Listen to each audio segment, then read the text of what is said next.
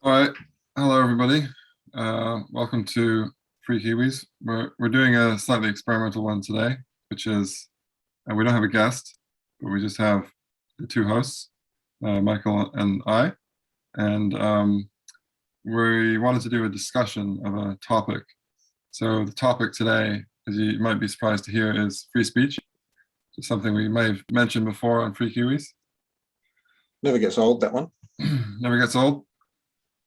So I just had some ideas I wanted to work through. I thought, Michael, you might be able to help me with these. So I guess we're trying to sort of model some kind of reasonable discussion and discussion with some kind of epistemic humility, which I'm going to need a lot of. These will probably recognize when you start hearing what I'm saying. Well, let's see how we get on, shall we? Yeah.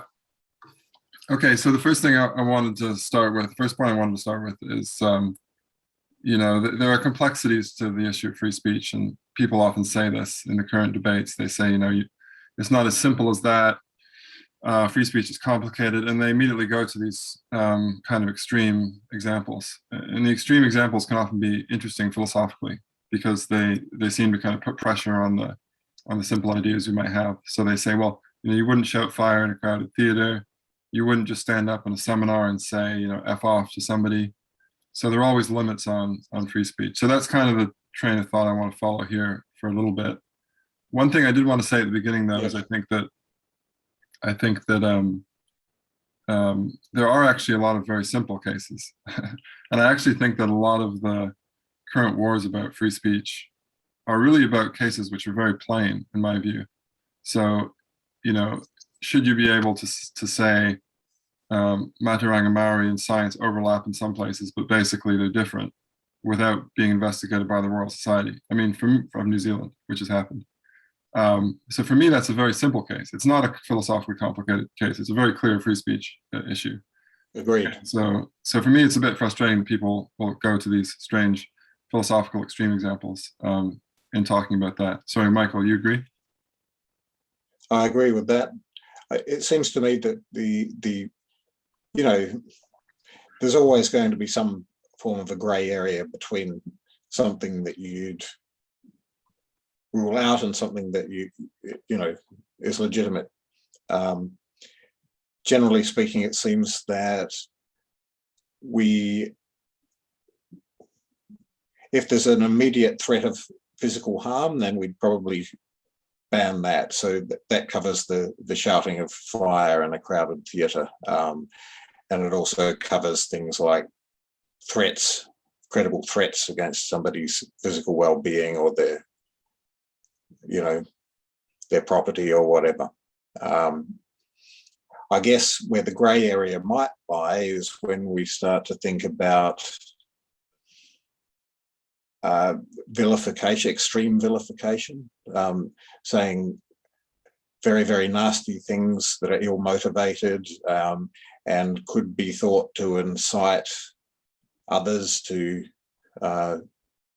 take action that could result in physical harm or harm to property.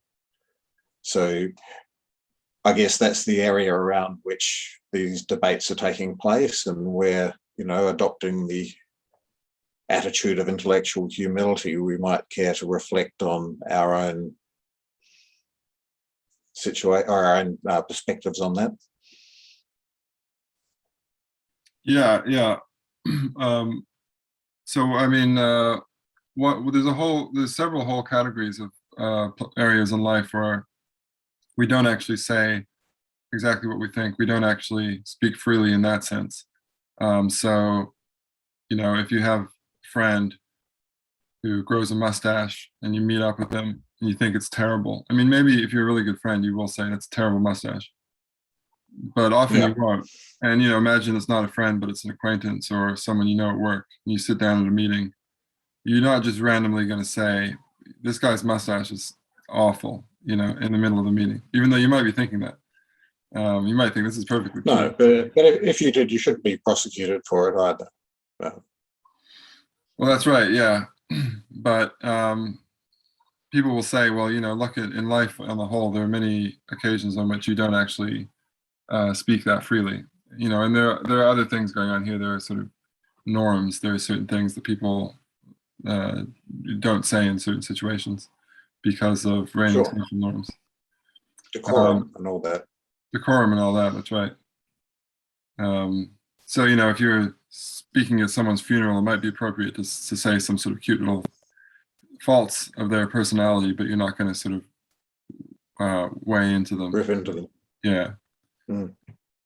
So, I mean, there are ways that we don't speak freely all the time, and that our speech is constrained. So I think people will say, well, you know, that in that case, is there really free speech at all?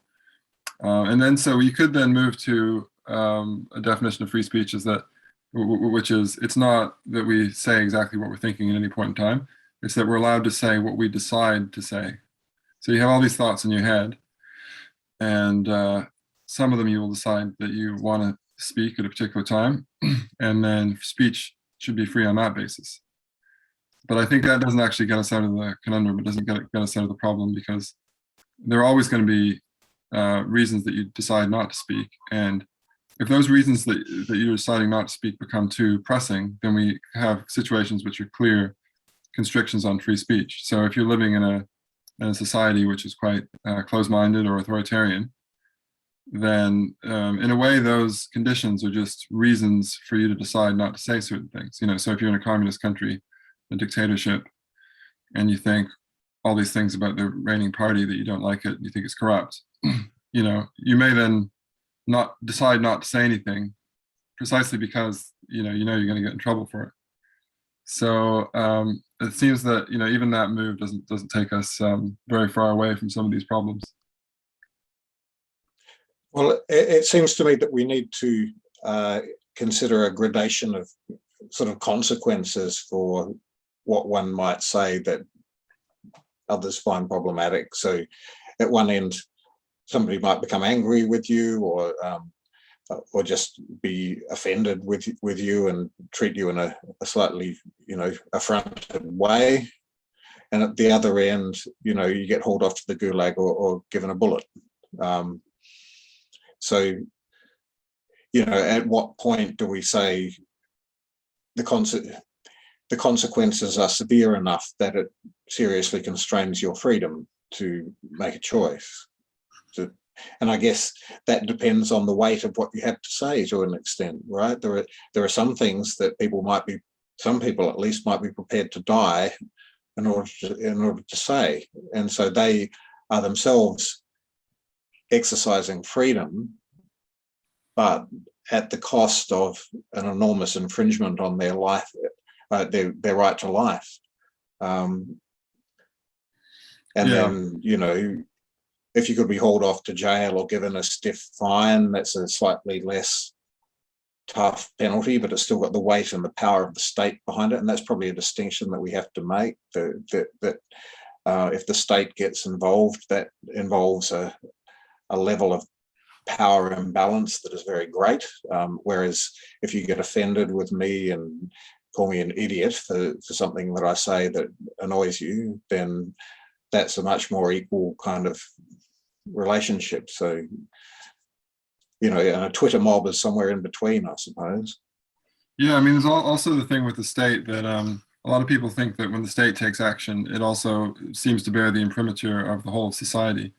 Because I know this is an objection to capital punishment, for example, that the state killing somebody is almost worse than an individual killing it. And you could have moral objections to state-sanctioned capital punishment as a citizen, because it's as if the state of whatever, Texas or your national government is doing it on behalf of you.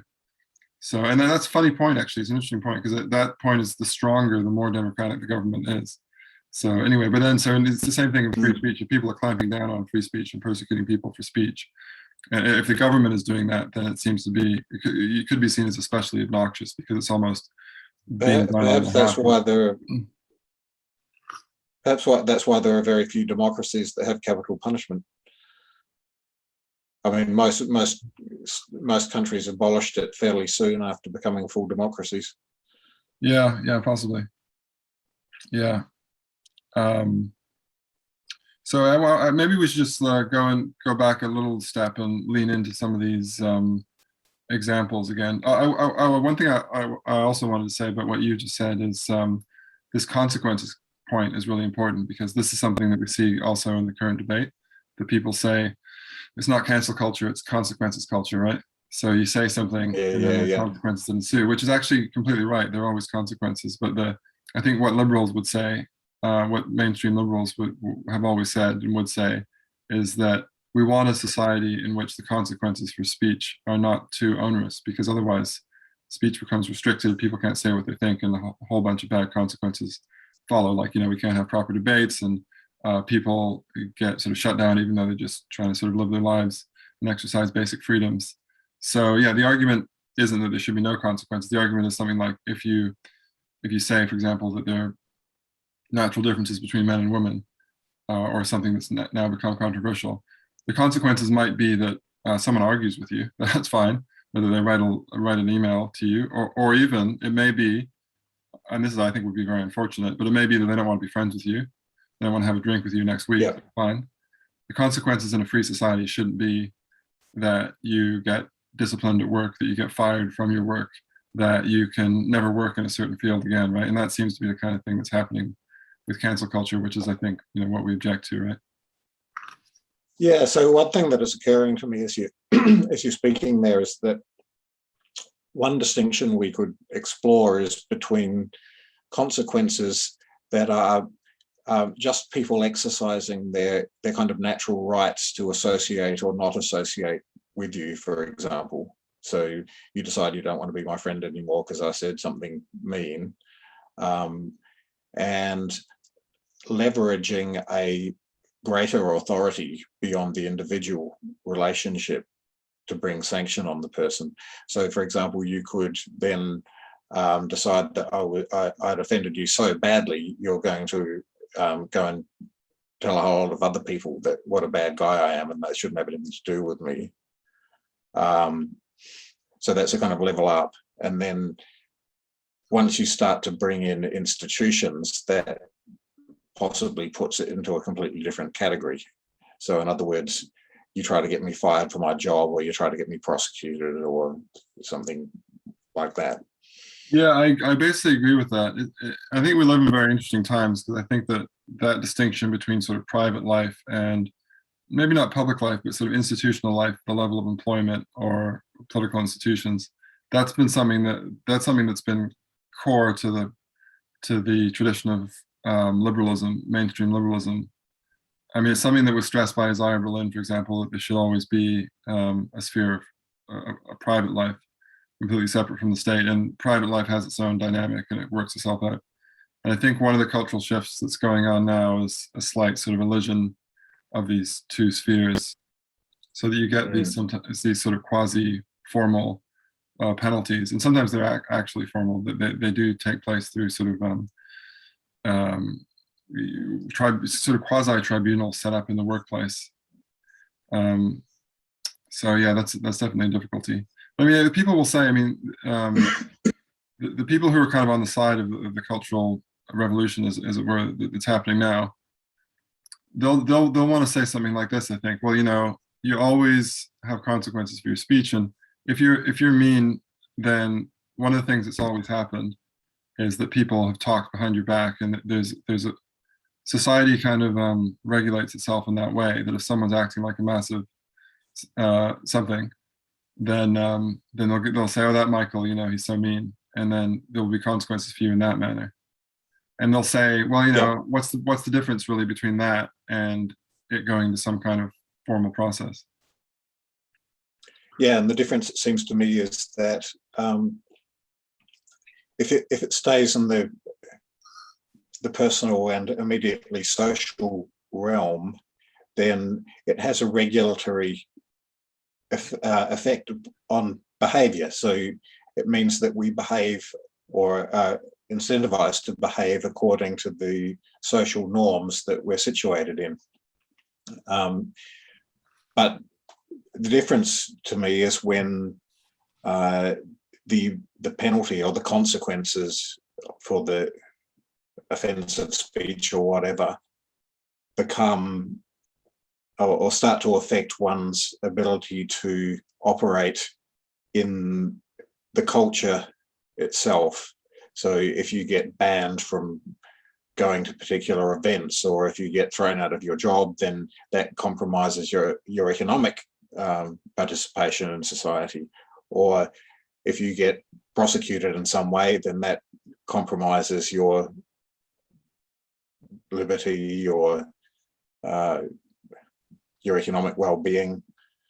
Yeah, I think So there's definitely a sort of gradation of incentives, and I think yeah, maybe one of the I'm wondering though if there's actually a fairly hard line or a moderately hard line between the, you know, the personal and immediately social and the institutions of a culture, whether they're economic or legal or whatever.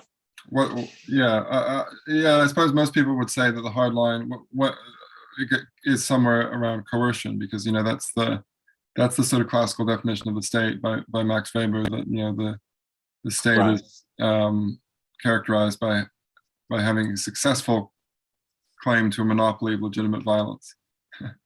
So this brings in this brings in a point that I know is a controversial one. There are some libertarians who will say, for example, that if Twitter bans you, then that's a legitimate thing for them to do because they're a private company, and so they're not subject to the protection. They don't have to protect free speech in the way that the state does because they're a private entity. But then an objection to that might be, yes, they are a private entity, legally speaking, but they are effectively the public space because they're where everybody is, you know, conversing. So to ban you from that is to take you out of being able to participate fully in public discourse. Yeah, that's right. Yeah, I think that another way of seeing the distinction is something like there are incentives that we can kind of avoid or bypass because we can just choose to do something else, and there are incentives that we basically have to take, and there are also incentives that we might have personal preferences about and not particularly care one way or the other. And then there are incentives that basically we can expect, because of the nature of human beings, everybody to really dislike. So, you know, if someone doesn't want to be my friend because I am in favor of free speech or whatever, then I might not want to be their friend, you know, and I might just go my separate ways. And I can, because there are lots of people. And with the social media thing, it's somewhere in the middle at the moment, because in theory, if there's a healthy competitive market, I get kicked off one social media site, I can go on another, and that's fine. Although the reason that one's in the middle is because Twitter and Facebook are sort of quasi-monopolistic at this point, right? And so it is kind of like being kicked out of the public square, because you can go on Minds or something, which I'm on, you know, on other social media sites, but there's nobody on there, so it's, you know, it's actually kind of a different thing. Yeah. Okay. Well, I did want to get back to the I just wanted to talk a bit more about these other spheres of life where it seems like speech is actually reasonably restricted, because there's sort of a lot to explore there. So one thing I put down is social, political, and we've talked about that already, that, you know, governments can restrict speech in fairly obvious ways, especially in authoritarian dictatorships, you know, very hard incentives, like you get sent to the gulag, you get shot, you know, you lose your job, you're completely cast out of society, that kind of thing. You have to defect to the West. Actually, that's not so bad, that one, but, you know, pretty harsh incentives. Then there's sort of reasons that we don't speak for status reasons and hierarchy reasons, which is another interesting one, which is kind of related, because I mean, probably part of the reason that you don't speak truth to power is because you fear payback, you fear some kind of retribution from the higher power, and by virtue of those people or institutions being higher than you in a hierarchy, they can, you know, do certain things to you which are bad. But there might even be something sort of nested in the human psyche that, you know, this is basically the emperor's new clothes phenomenon, that there may be people quite kind of high up in society, and they say something and you kind of think, well, I'm sure that's wrong, and but you don't say it, and sometimes it can be quite uncoerced. You know, maybe you just really admire someone, maybe you meet a superstar or someone high up, and back in the day when the church was more influential, you mean a bishop or a priest, and you wouldn't necessarily say something because you were impressed by that. So that's another reason people don't always speak their mind. Well, I suspect actually what people want to say or what they believe or profess is affected by what high status people say. So I think those people have genuinely very large influence on other people's opinions. I think that this is actually one of the reasons why it's very important to educate young people to be critical in their thinking and their evaluation of ideas, because everybody, I think, is susceptible to wanting to adopt attitudes or beliefs that are professed by people we admire. So if somebody you greatly admire says, I think this movie was really great, then, I mean, maybe that'll motivate you to watch the movie, but it might actually predispose you to actually like it and see it through a certain lens because this person you admired praised it. And so that's not a very critical way to be, to take our opinions from others who we admire. And so, but it is a very kind of natural thing to do. I think it's a very common thing to do. So if we can train young people to actually see when that's happening, see where their opinions are coming from. Are they coming from their peer group? Are they coming from media people they look up to, or even, you know, movie stars or sports stars or something like that? And then to actually take a step back and think, well, is that really what I think, or am I getting that from somewhere else? Yeah. So why do you think it's important for them? Why do you think it's important for them to say what they really think rather than getting it from someone else? Like, why bother doing that? Why don't you just? It'd be more harmonious society if people were all on the same side, right? That's right. Also, because like if you go to a coronation ceremony or like a religious service or something like that, and you know, someone says Christ is born, and you later on at the coffee you say that's not true. That you're just being a dick, aren't you? I mean, why bother rocking the boat? Well, indeed. Why? We could, in fact, think if everybody believed precisely the same thing, that we'd have complete harmony in the world forevermore, and nothing would ever change again, or something like that. Yeah, I mean that's kind of what, of course, that Plato was doing. Yeah, which I'm not sure Plato was doing exactly. Yeah. But no, but I mean the thing is, I'm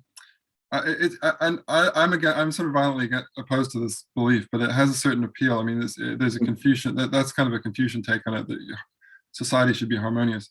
But even at the level of sort of smaller scale collective action, in order for people to do things together, they have to agree on certain things.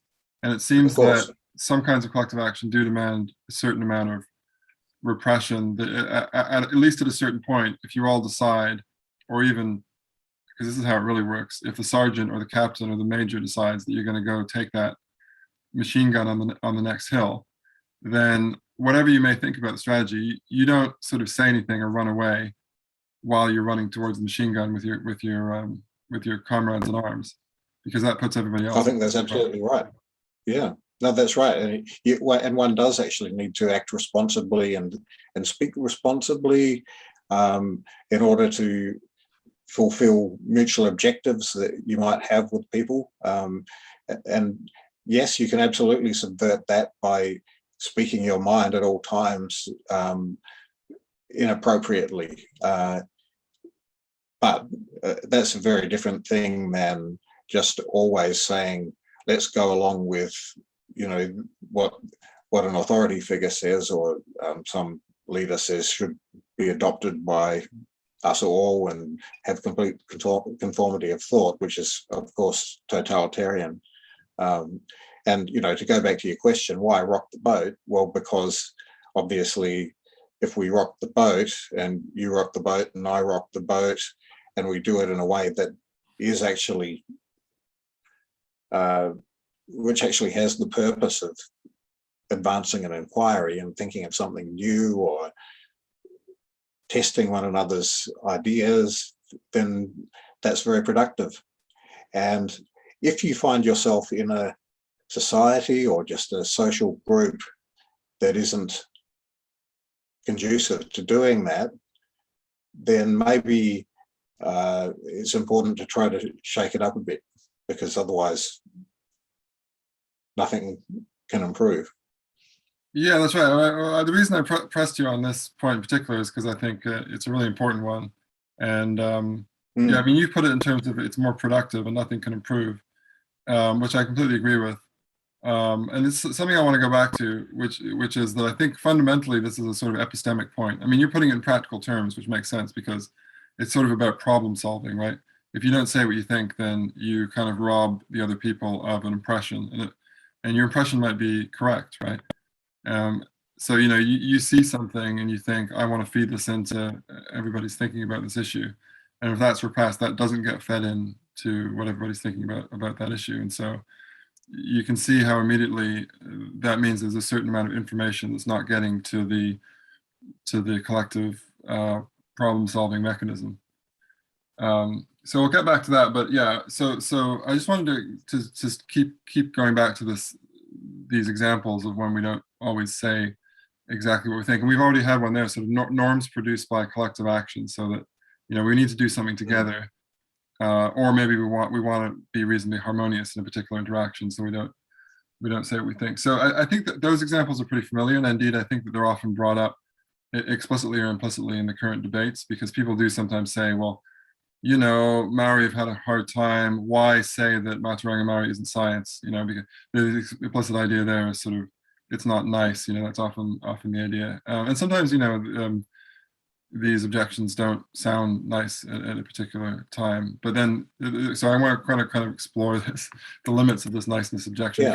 In the end, like, a lot of these anti-free speech arguments are very similar to ones in the past. That's what's striking, right? They sound kind of like new arguments because they're coming from a different or slightly unfamiliar direction, but they're very similar to arguments in the past of, well, we know that there's one God and Christianity or Catholicism or Protestantism is the correct path.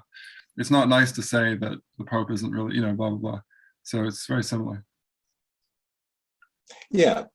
And in some circumstances, you might, hold your tongue about saying something that you think is true, and you think is actually quite important, if you know that the person you're listening to, the person you're saying it to, is just going to get terribly upset, and you'll just have an argument about nothing, that isn't going to go anywhere, or they'll just get really sad or whatever. So sometimes you don't have to say what you think to everybody, but it must be possible for you to put that view, especially in public, especially in order to contribute to a public debate, which is a very different thing, because that isn't then about whether somebody's feelings are hurt. It's about whether good ideas are contested in a public space so that we get better public policy and we get better laws and so on. Yeah, and that's an idea I actually wanted to get to next, which is, well, yes, you're sort of saying there should be a space for public debate, and I agree with that. But I also think that in some sense, I don't want to say there's a time and a place for free speech, because that seems to restrict it too much, and it gives too much leeway to people to say, this is not the time. But what I'm trying to get with these discussions of places where areas in which you don't say exactly what you think is that I think that there's always kind of a drag on free speech. Our tendency, I think, is always away from free speech, and you can see that illustrated very vividly in human history. And so the effort, I think, one of the efforts of a free society and an open society is to try and make sure that there are places where free speech can flourish. And that might be in political institutions, and it should be. And it might be in formal institutions of universities and seminars, and it should be. And that's something that we're struggling with greatly at the moment. But there should also be a space for the arts and for ways of saying things obliquely, which are maybe difficult to say in a completely honest and straightforward way. there's still ways of getting things out in the form of a magical realist novel or an allegorical play or a Yes, piece of music, which might that's still right. kind of piss off Stalin because he's so repressive that even kind of a certain musical score can be seen as a kind of rebellion, or even a way of playing chess or something. In the societies that become really repressive, it's almost easy to find ways of rocking the boat because they want to keep the boat completely still. Yeah. But there's one thing I wanted to get in though, is just to go back to all these things, all these situations where we don't say what we mean, because I think one of the things I think about the modern university that we both find a bit frustrating is that, especially in the humanities and social sciences, people talk a lot about the impact of society on the way things are, and the society and social norms have a large impact on the way things are. But there are also things that come from our nature as evolved beings. And I think that even in free speech, you can see this. I mean, the collective action thing that we were talking about earlier is sort of halfway there, because I think there are things about the way that humans are which mean that when we cooperate, we have to do it in a certain way, and that might lead to us biting our tongue in particular situations. But there are also things about personal strategy in life. I mean, and if we take an evolutionary perspective, which there's good evidence that we're evolved beings, of course, then there are, for example, mating strategies. There are things about the way people are, for example, as men and women, that might lead us to not saying everything we think. I mean, one thing for males, I suppose, is in particular, is status. And this is something that modern feminists will even say, which is, maybe men will have less of a tendency to say, "Oh, I was wrong about that," or whatever, because they want to maintain status. And then on the other hand, there's and both men and women are going to have different strategies, as partly because of their evolutionary history. And there's a lot of evidence that especially adolescent females will engage in a lot of indirect aggression, as it's called in the literature. So that may also have an impact on what people say and what they don't say, because this is the thing, we're not evolved to be rational. I mean, I think we should try and be rational, but we're not evolved in that way. So we're all actually pursuing these particular strategies, which may be irrational and which may incentivize us, even without social norms, even without ideology, may incentivize us to not say exactly what we see and what we think. Absolutely right. I mean, another overlay on all of this is the kind of psychological health of people, the psychological robustness that they have, especially to confronting ideas or to offense or whatever. If you have a society, a culture in which people are very used to a bit of verbal cut and thrust, to testing ideas, to being offended. They're used to being offended, and maybe not punching people or even getting angry necessarily because they've been offended, but just maybe responding in kind, and maybe having a heated debate, even quite an intense verbal tussle, and then letting it go and moving on. If you have a culture that's like that, where people are like that, then obviously there are not going to be the calls for controlling everything all the time, that you're more able to process difficult ideas without getting terribly upset, or trying to control people or trying to shut them down. Even in the social sphere, even in the very immediate personal sphere, a lot more can go on in that kind of climate than one where everybody is tiptoeing around trying not to make anybody else feel upset because everybody's depressed and anxious and they're just going to go and commit suicide or whatever. No, I agree with that as well. And I think that I mean, that's something that even John Stuart Mill would say. I mean, and he's Mr. Classical Liberalism, because you often have this argument, well, free speech is really only a legal thing, and then everyone's allowed to do what they want and punish people for speech in the private sphere. And that's true, but I think that even people like Mill would stress that if we want to have a free society, we also have to be tolerant. I mean, Mill talks about tolerance quite a lot. We also have to be tolerant in the private sphere. And so, somebody says something you disagree with at a dinner party, you don't ostracize them and defriend them from all social media platforms and try and get them fired. Yeah. You maybe I mean, just one spills over into the other, doesn't it?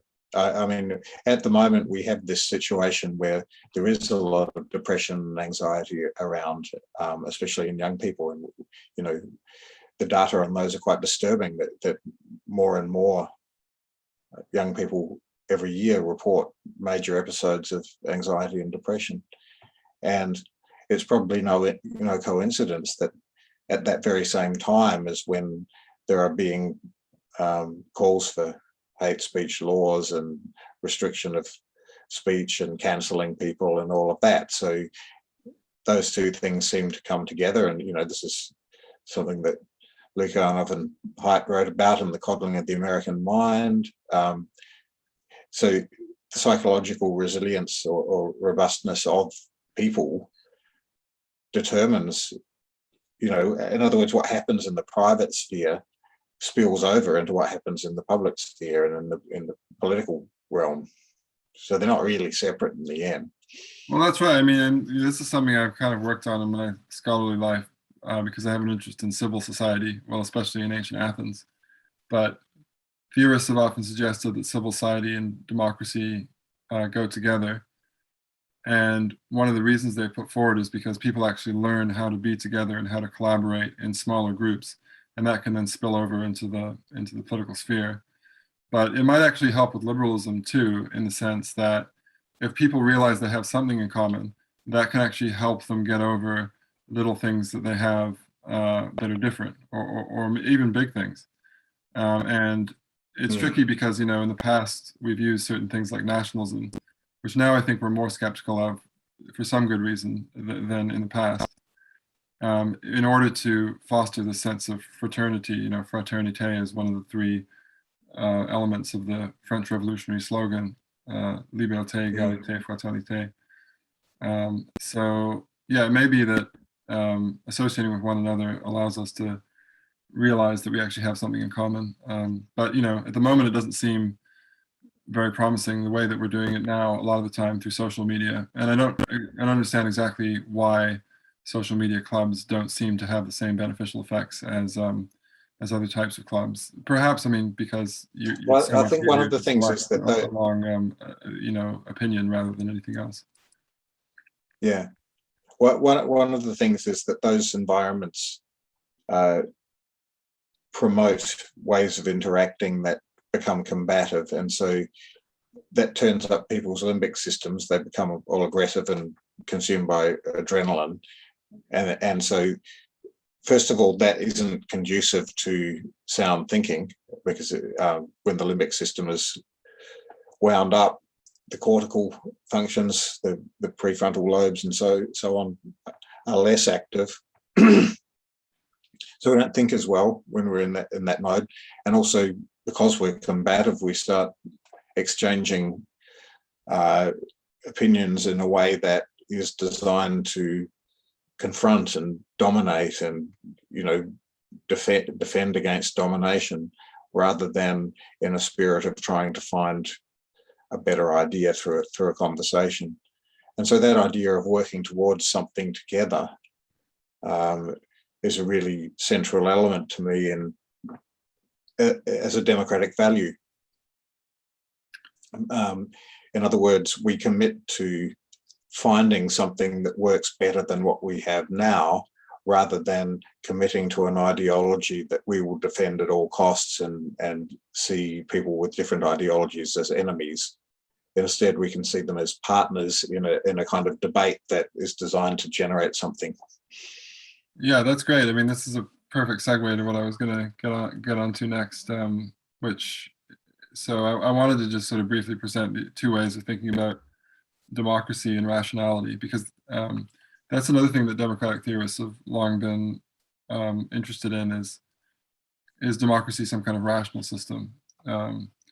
And of course, it goes together with sort of enlightenment ideas of progress, democracy going hand in hand with rationality, maybe both going hand in hand with liberalism. Okay, so the two models that I had in mind, one you basically just spelt out, or you said something which is very much in the same spirit as this first model, and that's the model of deliberative democracy. and deliberative democracy has been a very influential theory within democratic theory, basically in the post-war period. So it's associated with people like Jürgen Habermas and Joshua Cohen and many others. And basically, deliberative Democrats stress that democracy is about government by discussion, which is Amartya Sen's phrase. And for them, it's almost as if the point of democracy is to create a rational system of government, or government by discussions and conversations that have a certain shape. And they're reasonable and they're rational, and they involve people bringing evidence and being respectful and not resorting to ad hominem. Which are all things that I think we like and we're completely down with. And I definitely am sincere in this belief that this is kind of the best way of doing things. The problem I have with some of the deliberative democracy theory is just that it imposes quite strong norms of discussion. So I think that, and this is a critique that others have made, which is that it's very sort of civilized. And the only problem I have with that is that democracy, I think, is also fundamentally about the rule of the masses. And if you're talking about the rule of the masses, it seems like it seems to me that you have to be very careful about excluding forms of political expression, really for any reason. So there's an extent to which if you talk too much about norms of reasonableness and evidence, that you can actually start excluding people who aren't used to those norms. I agree with that, but I don't think that undermines the idea of deliberative democracy per se. What it does is challenge the notion that the purpose of deliberative democracy is to bring about a purely rational process. In other words, you can say, as long as you sign up to the idea that everybody can say what they want and get in the ring and kind of punch it out, we're not going to constrain obviously we want evidence to play a role in good public policy. Obviously we do, and we want good reason to play a very strong role. But we also, as you sort of say, we need to take into account that people have different preferences, they have different perspectives on things that might not accord with what maybe highly educated people think is a good way to do things or a good way to think. They might want to protect certain things that you or I might see as irrational, and they should be allowed to argue for that. Is it a good thing, for example, to raise the flag in a school classroom to serve national pride? That's not precisely a question that you can bring evidence to bear on. I mean, maybe you can some aspects of that question, but it comes down to values in the end. As personally, I wouldn't give much for a flag in a classroom, but there are some people that would see that as a really good way to instill civic pride or national pride or something like that. So yeah, that's exactly my worry. They should be allowed to make that argument, and I should be allowed to make the counter argument, but I'm not sure where evidence really comes into that. That's exactly right. Yeah. So that's exactly my worry about enshrining rationality as, in a way, the central principle of democracy. And I want to be fair to the deliberative Democrats, because they do talk about free speech and they do talk about equality in conversations. So I know that some of the deliberative Democrats share these concerns and are trying to work it out. But yeah, my worry is that you enshrine rationality as the main point of democracy, and then you kind of lose some democracy in the process, because then it's very tempting to kind of define away some people's preferences as irrational. And I think we've even seen that in terms of the Brexit referendum, which to me was a referendum is an extremely democratic thing. It has a very strong claim to be fulfilling political equality, because people will get one vote each. It has a very strong claim to be fulfilling the democratic requirement that the masses are actually taking part in politics, because people are actually voting. So then, a lot of people turned around and said, well, this is just an irrational decision, so we must have done it wrong. So that's the danger. But something else you said, I think, is very important, which is that some people just happen to like, what your example was, putting a flag up. So some people just happen to like nationalism. And this for me is very important, because if democracy is about political equality, then you have to, I think, take people's preferences as equal. That doesn't mean, obviously, that it's the opposite of thinking that, just because someone thinks something, we have to enact it. Those preferences are equal, and that means that we count them up. And one of the chief mechanisms of democracy is always majority rule. So there's a mechanism for finding out which preferences are in the ascendant, but it's still important to make sure that you get that feed in of everybody's preferences. So the second model of democracy I wanted to bring up here. So Joshua Cohen, one of my old professors, he had a helpful term for this. He was more in favor of deliberative democracy, but he often contrasted it with what he called aggregative democracy. And an aggregative democracy for him, what you do is you just kind of tot up preferences. And I think he saw this as a little bit crude, because, and you can see why, because it doesn't have, it's not a rational conversation. Just adding up preferences isn't a rational conversation. And so it seems like deliberative democracy is doing this rationality thing, which aggregative democracy isn't. But I think in the second model of democracy, there is also, there can be an appeal to this idea of rationality. And the way that it can work is just that if democracy can be seen as an epistemic system, a system for finding out the truth, what you want to do is aggregate everybody's true preferences. And then you can see the way in which democracy, a way in which democracy and liberalism are linked, because if people can't say their true preferences or can't feed them into the system, then the system will suffer. And so it's this way of viewing democracy is kind of a Hayekian one. It has a certain parallel to the theory of price that was developed by Friedrich Hayek, which is basically that, top-down states are very bad at finding out how many shoes they have to make, because it's very hard for planners to get all the right information about people's preferences, because there are millions of people and we don't know how much they want shoes, which type of shoes they want. We don't know how many rubles they have or how much money they have. So really the system, the market system is actually much better. Maybe it has limitations in some ways, of course it does, but it's very, very good at aggregating that type of information about supply and demand. That's right. And producing a single extremely good measure of how much people want what. And that's price. And so that's not exactly the same as voting, because we give everyone one vote, and people don't always have. It's a similar idea. It's a very similar idea. Huh? Yeah. But it's I think it's a very similar idea. Yeah. So then in that sense, voting would signal preferences in the way that people buying something would signal demand. That's right.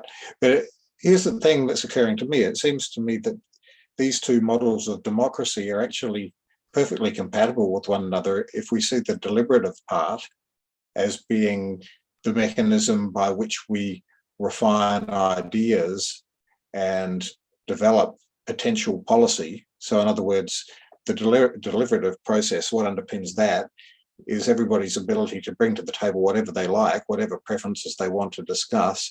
Now, obviously, we want to be rational to the point that we make decisions that are well reasoned and that which are based on whatever facts might be relevant, but also to allow people to bring in less rational aesthetic views or whatever. And so that process is about refining ideas.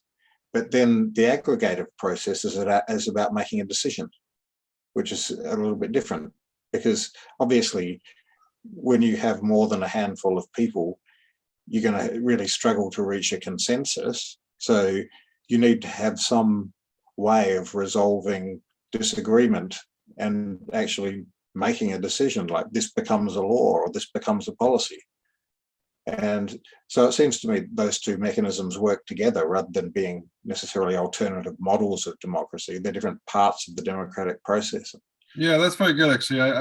That's good. I think I do agree with that, and it's an important point.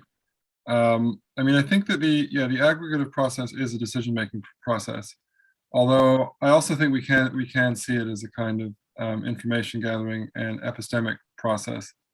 And to that extent, I think there is some kind of difference with the deliberative process, and sometimes they can be in tension. And I think particularly in certain times, like now, actually, when people there's lots of survey evidence that people fear sort of saying what they really think. The aggregative process, especially with the secret ballot, can be important not just as a decision-making mechanism, but also as a way of people to display their hand, or even for society to display its hand. So with the recent, Yeah. the last Australian election was one of a few examples in the past couple of years or few years when we actually thought, I mean, pollsters thought that the distribution of political preferences was one way in America and Britain and Australia. And then once you had the aggregative mechanism of voting with the secret ballot, we actually found out that, oh, okay, the majority of Britons actually want to exit the EU, a small majority, but still. And so then you got a much more accurate picture of the way people's preferences were. But there's another space, I think, where it's really interesting for us, where there may be a tension between these two ways of looking at things. So with the rational deliberative way of looking at democracy and free speech, because rationality seems to be at the top of that system, it's the most important ideal, arguably, people will start arguing as follows. Well, you know, all the other components of the system are really subordinate to rationalism and reasonableness and to making rational decisions. And therefore, they're really only justified insofar as they serve to that ideal and they cater to that ideal.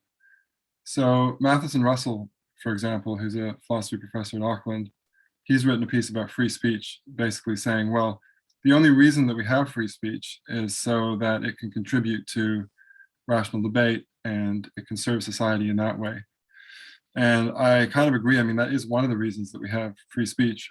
But I think he displays this tendency that I mentioned earlier of deliberative Democrats having too strict a view of what rationality is.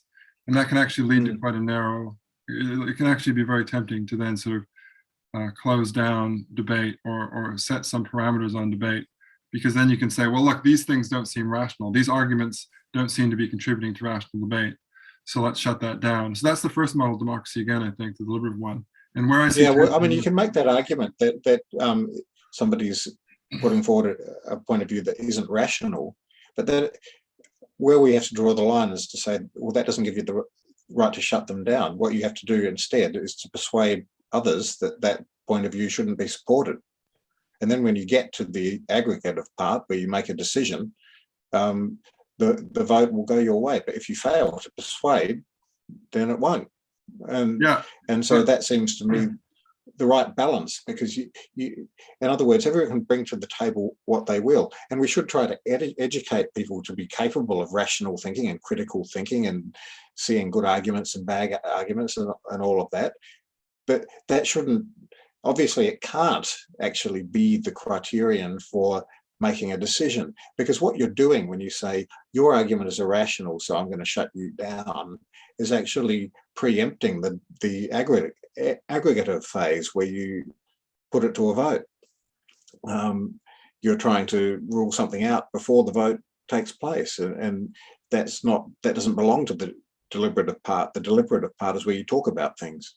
Yes, that's right. I mean, I think that he might have a bit more of an argument if you look at the university level, and a lot of the language about why university professors should be able to say what they think concerns sort of being a critic of conscience to society, and there are quite strong norms, or there should be, in academia, professionalism. So he could argue something like, well, you know, you're allowed to say what you want in the public sphere. Matheson Russell could argue that you're allowed to say what you want in the public sphere, but if you're working in a university, you should be making rational contributions. And so sometimes when people make that move, and I think in the case, in Matheson Russell's case, it's not a good argument, because he's basically saying, for example, the signatories to the listener letter weren't being involved in rational arguments. I mean, that's a paraphrase of what I think he's saying. But in that case, it's very clear to me that the signatories to the listener letter were engaged in extremely rational argument, you know, extremely evidence-based. And what's his warrant for saying really it? That's the problem. Yeah. Yeah, so I think what's his warrant for saying that? In that case, people have just gotten angry at the conclusions that they've drawn, and they're sort of pretending to criticize the way that they've gone about it. But I think going back to your example about the flag, I think there are cases in these debates, in public debates, where it is kind of fair to say that an argument isn't rational. So if you're a deliberative Democrat and you're having an argument about Brexit, and somebody says, I just feel like I'm British and not European, right? From a purely deliberative democratic and rational perspective, a very sort of egg-headed perspective, you might think, well, that doesn't matter. You know, that's just a sort of identitarian preference. Who cares about that?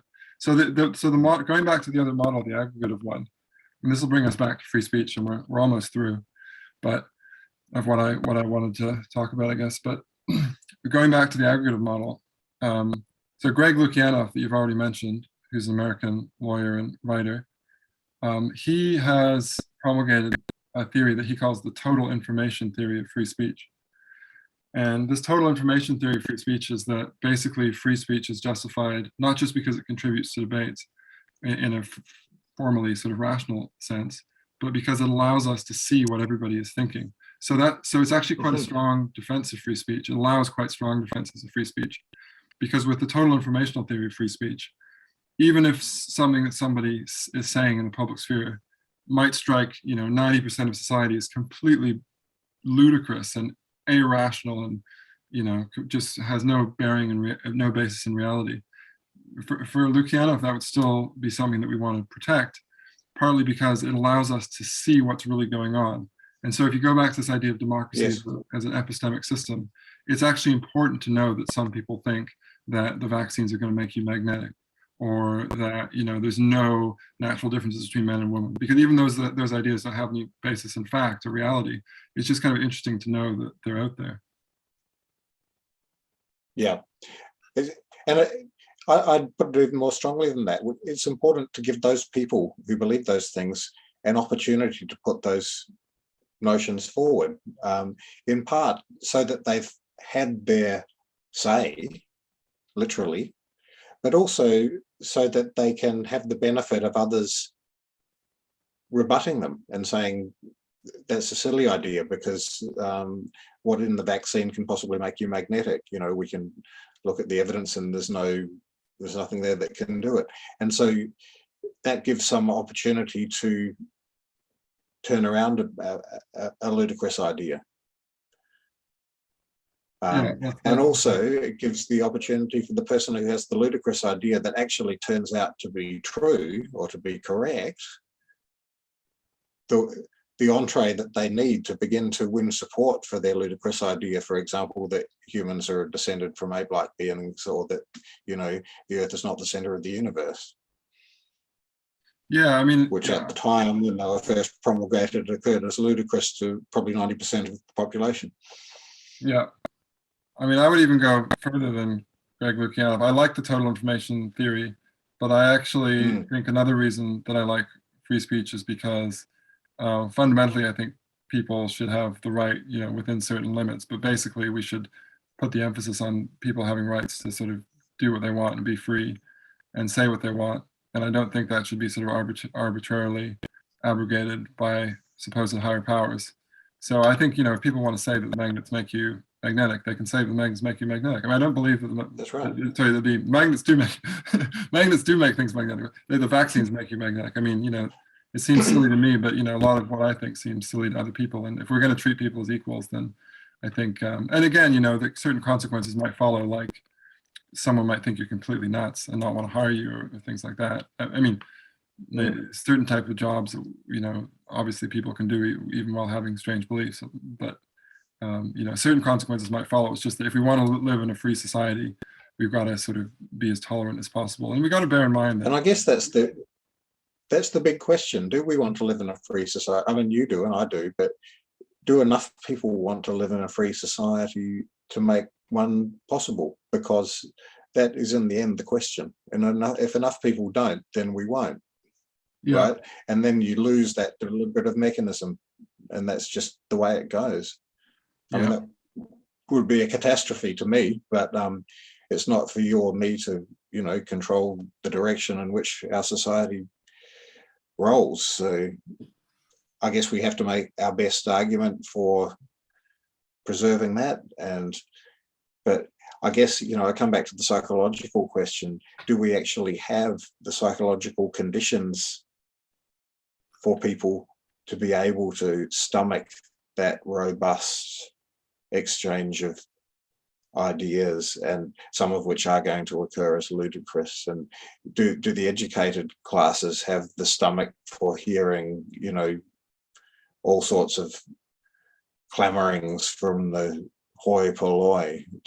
Are they able to afford those people equal status to have their voice, even though they think they're talking bullshit and it's all irrational? Yeah, I mean, I think they Have we should. actually got the humanity towards one another to be able to make that conversation possible, no matter how bruising or weird it may get? Well, I mean, there are lots of reasons for the educated class, as you put it, and there is a set of people that are more educated in terms of certification than others.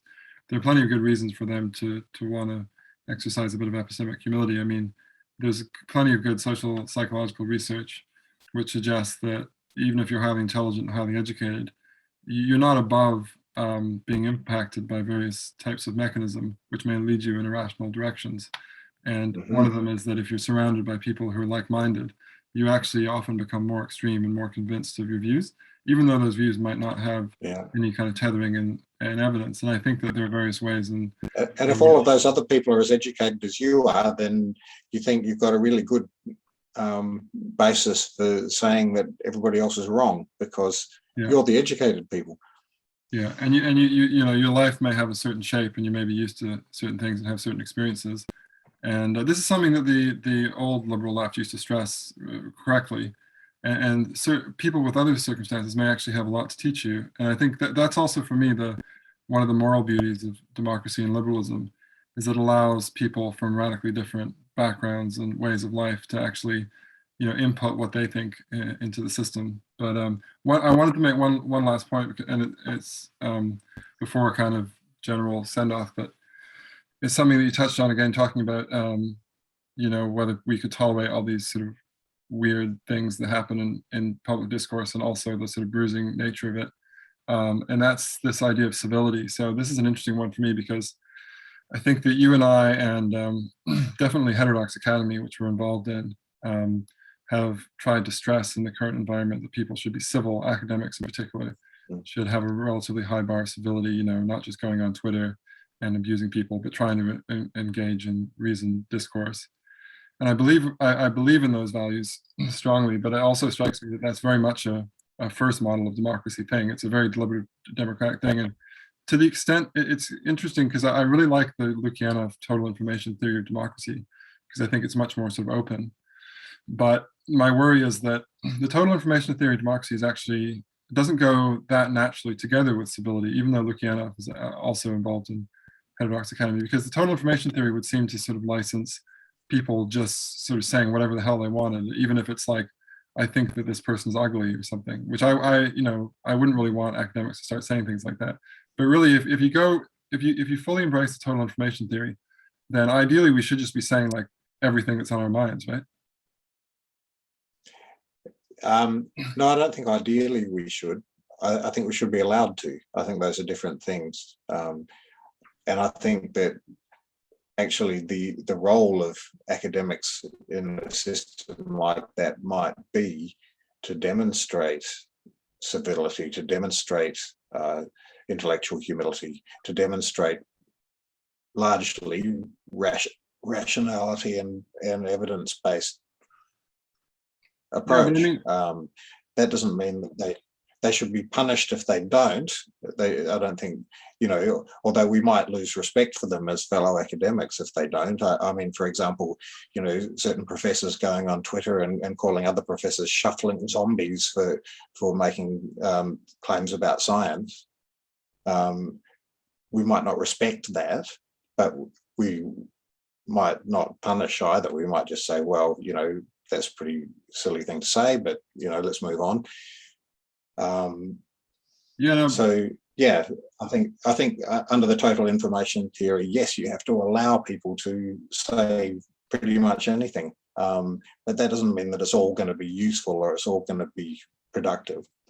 Well, I agree with you. Like, you know, my rational mind, if somebody tries to contribute to a debate about the limits of science by calling others shuffling zombies, I just sort of think, well, are those people zombies? Do they eat brains? Are they undead? You know, do they shuffle? Are they shuffling cards? You know, I look at the sort of empirical evidence and I think, no, that doesn't really hold up. So it kind of strikes me as sort of a useless contribution. But under the total information theory, it would be Yeah. kind of, there's nothing wrong with it, and it's kind of useful to know that some people think that, right? And this is the thing, like I True think the enough. total information theory is actually more radical than your seeding, because actually, so Lukianoff's idea is basically that it's a good thing to know as much as possible about people's preferences, and Mhm. so actually that theory would seem to tell us it's not just good to allow people to say things, it's actually more good to know everybody's nasty thoughts about one another than it is not to know, Yeah. which is actually quite a radical thought.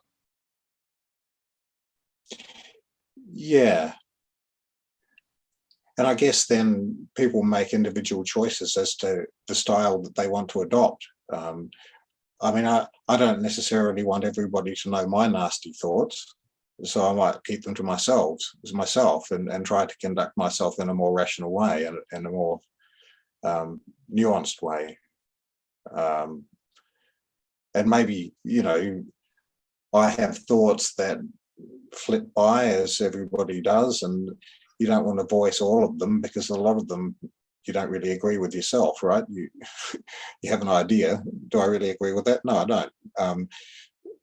Am I feeling angry at the moment? Yes, I'm feeling angry. I feel like yelling abuse or whatever, but I think I won't, because actually, why do I want people to know that I've got that inside me? And so, Well, that's right.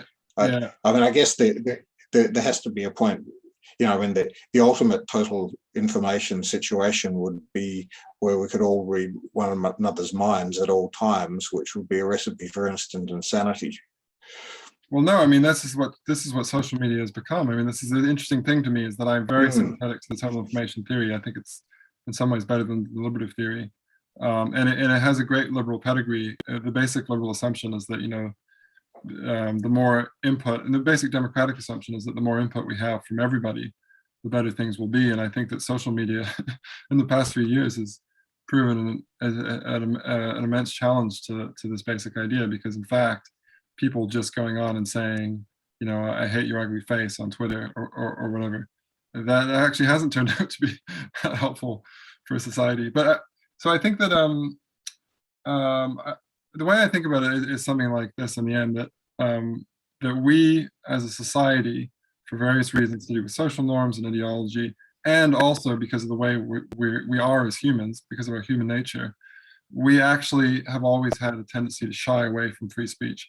Free speech is actually a very radical thing that's only really been preserved in certain societies at certain times. So it's actually something that's very difficult to maintain. And so I actually think that this is why, so we're never actually going to get to a state of complete free speech, and that actually may not be something that's even desirable. But it is very helpful to push against our natural tendencies against free speech. And that because of that, it's very important for me that there are spheres of life in which we can actually say things, sometimes in a subtle way, sometimes in an oblique way. And I'm thinking again of comedy and the arts and poetry and novels. Maybe fictionalization helps people to say what they really think. But also, it's very important that there are spheres where these kinds of robust debates can take place. And maybe you don't need to say that person's mustache is ugly, but things which other people are going to get pissed off by, but you think you need to say anyway, there need to be fora for that. And I think that we need to really, that's why it's so important to defend these fora that have existed since the Enlightenment, especially in universities. Yeah.